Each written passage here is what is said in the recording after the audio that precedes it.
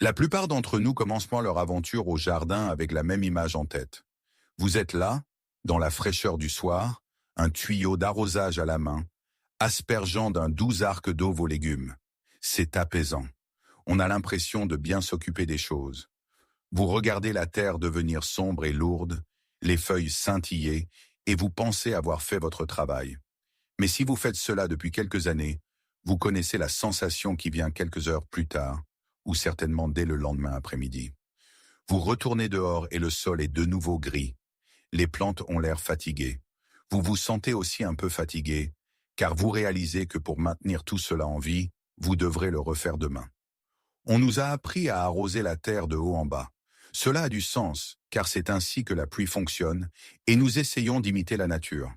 Mais quand nous sommes là avec un tuyau ou un arrosoir, nous ne faisons souvent que mouiller la surface. Nous créons une illusion. Si vous preniez une truelle et que vous creusiez à seulement 5 cm après 20 minutes, passez là avec ce tuyau, vous trouveriez probablement de la poussière sèche. L'eau reste sur la croûte, s'évapore dans l'air ou ruisselle sur les côtés. Très peu d'eau atteint réellement l'endroit où se trouve la vie. Cela crée un cycle de dépendance difficile à rompre. Parce que l'eau ne se trouve que dans le premier centimètre de sol. Les racines de vos tomates et de vos poivrons restent dans ce premier centimètre. Elles apprennent que la surface est l'endroit où se trouve la survie. C'est un piège. La surface est l'endroit le plus chaud, le plus sec et le plus volatile pour une racine. Dès que le soleil sort, cette humidité disparaît et vos plantes paniquent. Elles flétrissent. Elles arrêtent de produire des fruits et essaient simplement de survivre. Et vous, les voyant flétrir, vous vous précipitez de nouveau avec le tuyau. Vous vous retrouvez avec un jardin de plantes addictes. Vos plantes ne peuvent pas passer une seule journée sans vous parce que leurs systèmes racinaires sont superficiels et fragiles. Elles attendent que vous les sauviez chaque soir. Ce n'est pas seulement mauvais pour les plantes, c'est mauvais pour vous. Cela transforme le jardin en une liste de tâches. Cela transforme un week-end de camping ou une visite en famille en une source d'anxiété parce que vous vous demandez si les concombres seront morts à votre retour. Nous devons arrêter de lutter contre la gravité. Nous devons arrêter d'essayer de forcer l'eau à descendre d'en haut et commencer à réfléchir à la façon dont l'eau se déplace réellement dans la terre lorsque nous n'intervenons pas.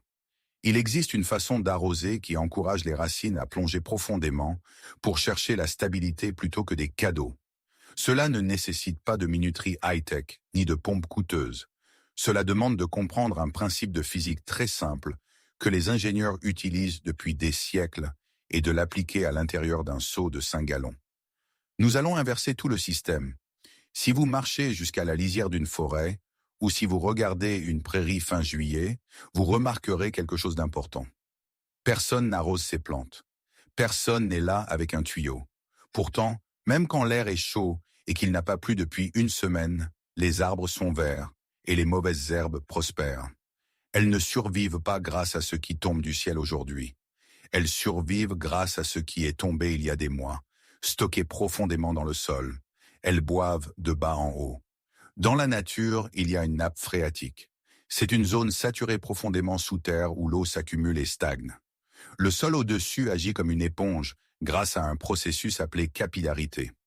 L'humidité remonte de cette réserve profonde, se déplaçant à travers les espaces microscopiques entre les particules de sol. Elle défie la gravité. Elle monte lentement pour rencontrer les racines là où elles vivent. La plante n'a pas besoin d'attendre une averse. Elle doit juste envoyer ses racines assez profondément pour puiser dans cette humidité ascendante. Nous ne pouvons pas facilement modifier la nappe phréatique dans votre jardin, mais nous pouvons recréer cette structure géologique exacte à l'intérieur d'un contenant. On l'appelle souvent un jardinier à irrigation par le bas, mais ne vous laissez pas intimider par les termes techniques. C'est simplement une façon de construire un faux fond, une nappe phréatique perchée, dans un espace confiné. Lorsque vous arrosez par le bas, vous changez le comportement de la plante. Au lieu de s'étendre largement et superficiellement pour capter la pluie, les racines s'enfoncent directement. Elles détectent le réservoir d'humidité sous elles et elles y plongent. Une fois cette connexion établie, la dynamique change. Ce n'est plus vous qui décidez de la quantité d'eau que la plante reçoit. C'est la plante qui décide. Par une journée chaude, elle boit plus. Par une journée fraîche et nuageuse, elle boit moins. Elle tire exactement ce dont elle a besoin, quand elle en a besoin, grâce à l'action capillaire du sol. Ce n'est pas une nouvelle invention. Ce n'est pas une astuce moderne conçue pour Internet.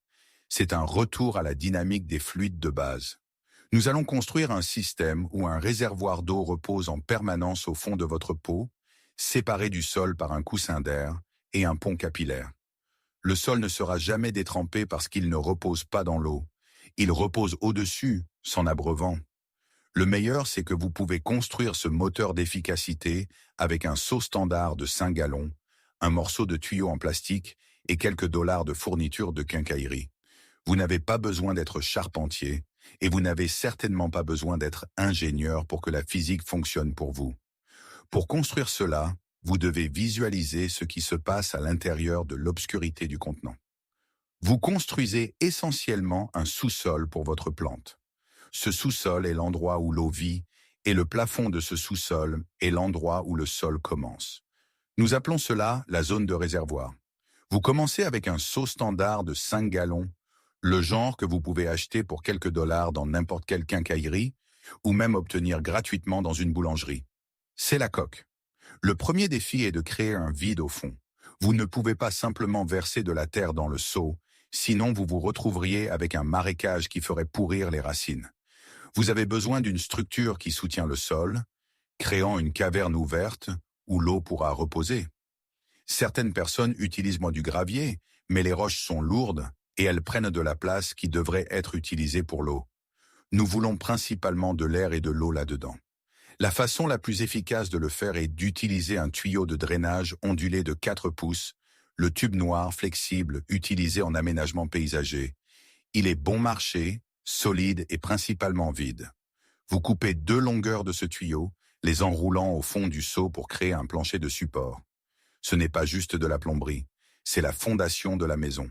Ces tuyaux supporteront l'immense poids du sol humide au-dessus, empêchant le réservoir de s'effondrer, tout en permettant à l'eau de circuler librement autour d'eux. Si vous ne trouvez pas de tuyau de drainage, pratiquement n'importe quel récipient en plastique solide, retourné et perforé de trous fonctionnera.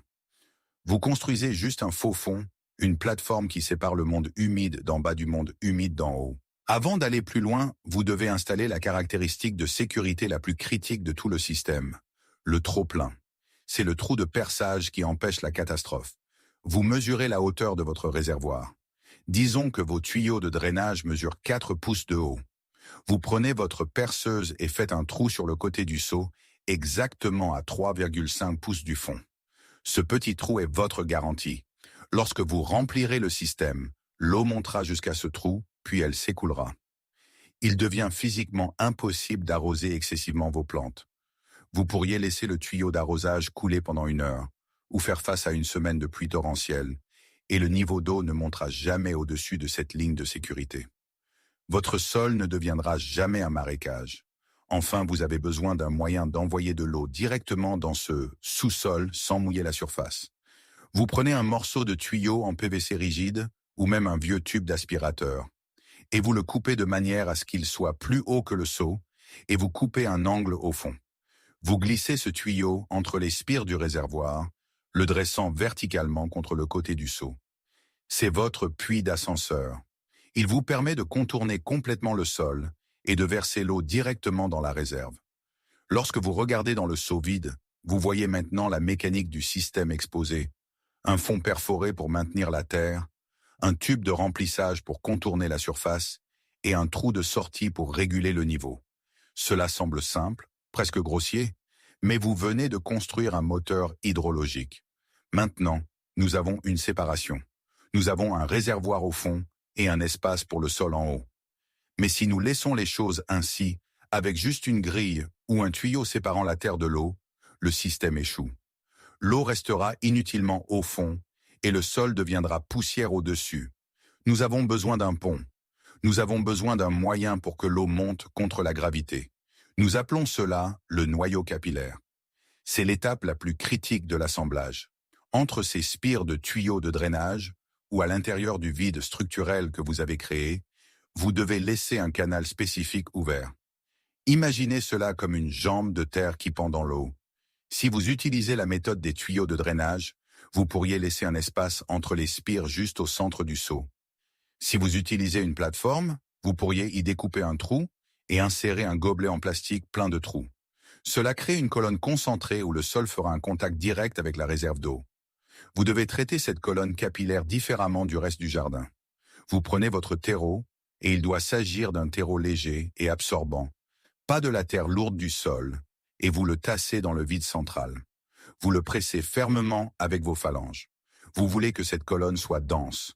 En compressant le sol ici, vous augmentez la pression capillaire. Vous construisez essentiellement un fusible. Lorsque ce sol comprimé est mouillé, il tire l'eau vers le haut avec une force surprenante, agissant comme une pompe au ralenti qui ne s'arrête jamais. Une fois que ce noyau est bien tassé, vous couvrez le reste de votre plateforme de réservoir avec une barrière, comme un morceau de toile de paillage ou une vieille moustiquaire. Cela empêche le corps principal du sol de tomber dans le réservoir d'eau, gardant votre réservoir propre et spacieux. Ensuite, vous remplissez le reste du seau avec votre terreau. Contrairement au noyau, vous ne tassez pas ce sol supérieur. Vous voulez qu'il soit lâche et moelleux. Vous voulez qu'il soit plein de poches d'air, car les racines ont besoin de respirer autant qu'elles ont besoin de boire. Ce que vous avez construit est une machine autorégulatrice. Le noyau capillaire repose dans l'eau, buvant constamment. Il transmet cette humidité à la barrière en tissu qui la diffuse vers le reste du seau. Le sol agit exactement comme une mèche de lampe. Au fur et à mesure que les plantes du haut boivent l'eau ou que le soleil l'évapore, le sol sèche légèrement. Cette sécheresse crée une pression d'aspiration qui tire instantanément plus d'eau du noyau pour la remplacer. Le système crée un équilibre parfait d'humidité, jamais trop humide, jamais trop sec, qu'aucune minuterie ou main humaine ne pourrait jamais reproduire parfaitement. Lorsque vous installez pour la première fois un plant de tomates ou de poivrons dans ce système, vous assistez à une négociation biologique. Pendant les 10 premiers jours environ, vous devez le traiter comme un jardin normal. Les racines sont petites, à peine une poignée de fil blanc, et elles se trouvent dans les premiers centimètres du sol. Elles ne savent pas encore que le réservoir est en dessous. Donc pendant ces 2 premières semaines, vous arrosez doucement par le haut juste pour maintenir la motte de racines humide pendant qu'elle prend ses marques. Vous agissez comme le pont jusqu'à ce que la plante soit prête à marcher seule. Mais vers la 3e semaine, la dynamique change. Vous le remarquerez si vous faites attention. Les journées peuvent devenir plus chaudes, le soleil frappant le plastique noir du seau, mais la plante cesse de flétrir l'après-midi. Au-dessus du sol, elle a l'air calme. Sous terre, les racines ont trouvé l'odeur de l'eau. Elles cessent de s'étendre latéralement, cherchant une pluie qui pourrait ne jamais venir, et elles s'enfoncent directement. Elles trouvent ce noyau capillaire, cette colonne de sol humide et compactée que nous avons construite, et elles se connectent à la ligne principale. Une fois cette connexion établie, la plante prend le contrôle. Elle n'attend plus que vous rentriez du travail. Elle boit à la demande. Si c'est un mardi caniculaire et que la plante a besoin d'un gallon d'eau pour maintenir ses fruits dodus, elle puise un gallon par la mèche. Si c'est un mercredi frais et nuageux, elle ne boit que quelques onces. Vous pouvez en fait le voir se produire si vous regardez la surface du sol. Elle apparaîtra souvent très sèche, poussiéreuse même. Un voisin regardant par-dessus la clôture pourrait penser que vous négligez votre jardin, mais la plante elle-même est luxuriante, d'un vert foncé et turgide d'hydratation. C'est le moment où le système fait ses preuves. Vous ne forcez plus la plante à se nourrir. Vous lui avez offert un buffet. Parce que l'eau est constante, la plante ne panique jamais. Elle n'a jamais à perdre ses fleurs ou à freiner le développement de ses fruits pour survivre à une période de sécheresse. Elle ne fait que pousser. Vous verrez les tiges s'épaissir et les feuilles s'élargir parce que la plante a un accès confiant aux ressources dont elle a besoin. Elle fait confiance à l'environnement que vous lui avez construit. Vous avez effectivement supprimé la variable de la sécheresse de la réalité de la plante, et en échange, elle vous offre une sérénité que vous ne pouvez tout simplement pas obtenir d'un jardin dont vous devez vous soucier tous les jours. Maintenant, la corvée quotidienne a disparu. Vous n'avez plus à rester là tous les soirs à regarder le soleil se coucher en tenant un tuyau d'arrosage. Vous avez échangé cette routine quotidienne contre un rythme hebdomadaire qui ressemble davantage à de l'entretien qu'à des soins d'urgence. Vous sortez au jardin un samedi matin, café à la main, juste pour vérifier les choses. Les plantes ont l'air vibrantes, mais vous savez que le réservoir pourrait être à court après une semaine de croissance. Vous prenez votre tuyau d'arrosage ou un arrosoir et le placez dans le tube de remplissage, ce tuyau ouvert dressé contre le côté du seau. Vous ne mouillez pas les feuilles.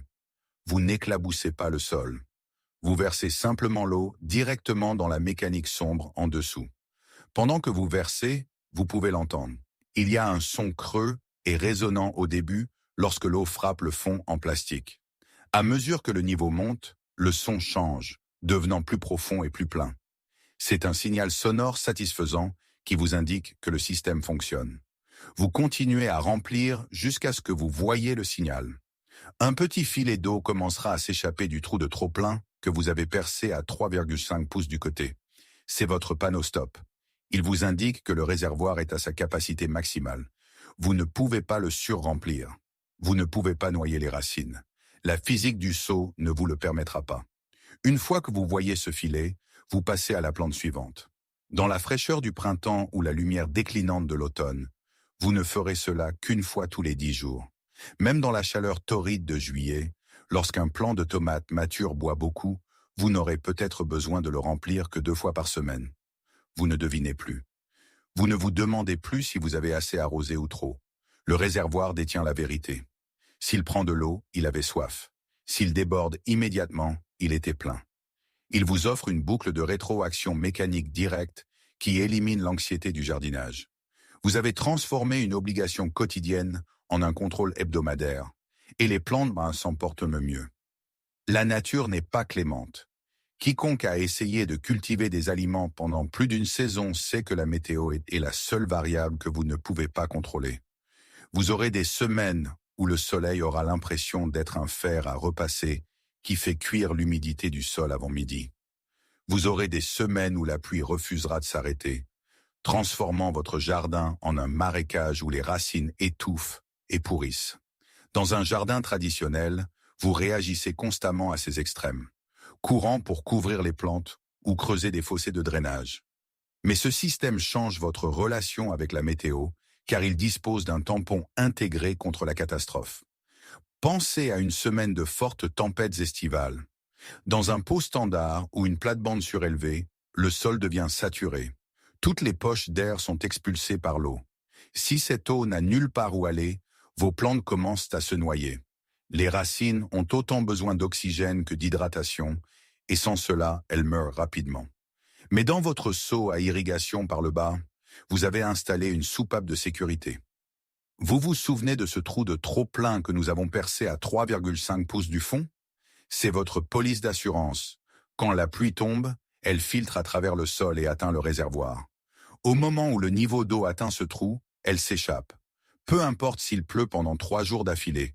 Le niveau d'eau à l'intérieur du seau ne montera jamais assez haut pour toucher la masse racinaire principale. Il y a toujours un espace d'air, un poumon permanent entre la nappe phréatique et la surface du sol. Vos plantes peuvent respirer même sous un déluge. De l'autre côté du spectre se trouve la vague de chaleur. Lorsque la température monte à plus de 30 degrés et y reste, l'arrosage en surface devient presque inutile. Le taux d'évaporation est si élevé que l'eau disparaît avant que la plante ne puisse l'utiliser. Mais à l'intérieur de votre seau, l'eau est protégée. Elle est protégée du soleil par les parois du seau et le sol au-dessus. Elle reste plus fraîche que l'air. Alors que les tomates de votre voisin flétrissent à l'heure du déjeuner, recroquevillant leurs feuilles de détresse, les vôtres puisent dans une réserve fraîche et protégée. Elles ne ressentent pas la panique de la chaleur parce que leur ligne d'approvisionnement est sécurisée. Cette stabilité change la façon dont vous percevez les prévisions météorologiques. Vous cessez de regarder l'application météo avec anxiété. Vous savez que le système peut gérer un jour d'arrosage manqué ou un orage soudain. Vous travaillez avec la physique de l'environnement plutôt que de lutter contre elle. En créant une structure qui imite la terre profonde, retenant l'eau en dessous et l'air au-dessus, vous avez donné à vos plantes la résilience nécessaire pour faire face aux extrêmes qui tuent habituellement un jardin. Vous avez construit un habitat qui se régule, vous laissant observer la croissance plutôt que de gérer la crise. La vraie raison pour laquelle nous faisons cela n'est pas seulement pour les tomates ou les poivrons. Nous pouvons les acheter au magasin si nous le devons. Nous jardinons parce que nous voulons un lien avec ce qui nous nourrit, mais ce lien ne devrait pas ressembler à une chaîne. Lorsque vous construisez un système comme celui-ci, vous ne récoltez pas seulement de la nourriture. Vous récoltez du temps. Vous retrouvez vos soirées. Vous pouvez vous asseoir sur le porche et regarder le soleil se coucher sans ressentir cette culpabilité lancinante de ne pas avoir encore arrosé la rangée du fond.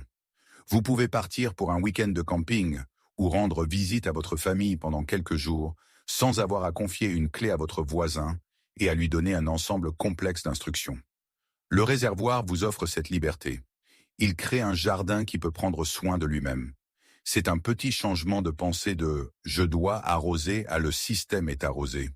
Et si vous êtes sceptique, ce qui est normal, je ne veux pas que vous démolissiez tout votre jardin. Je ne veux pas que vous alliez acheter 50 seaux. Construisez-en un seul. Le coût est de 12 $, peut-être moins, si vous avez des restes qui traînent.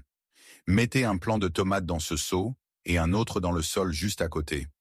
Traitez celui dans le sol comme vous l'avez toujours fait. Traitez celui dans le seau comme je viens de vous le dire. En août, vous n'aurez pas besoin de moi pour vous convaincre.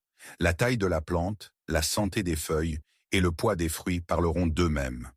Vous verrez qu'en faisant moins, en prenant du recul et en laissant la physique de la nappe phréatique opérer, vous avez en fait plus. Vous avez construit un système qui imite la terre elle-même, profond et autosuffisant. Et c'est la seule façon de cultiver. Si cette exploration de l'irrigation par le bas a changé votre façon de voir le potentiel d'un simple seau, veuillez vous abonner et aimer la chaîne. Nous creusons profondément dans les méthodes que la nature utilise pour prospérer malgré les obstacles. Cultivons un avenir où nos jardins travaillent avec nous, et non contre nous. La prochaine percée en matière de culture durable sera partagée ici très bientôt.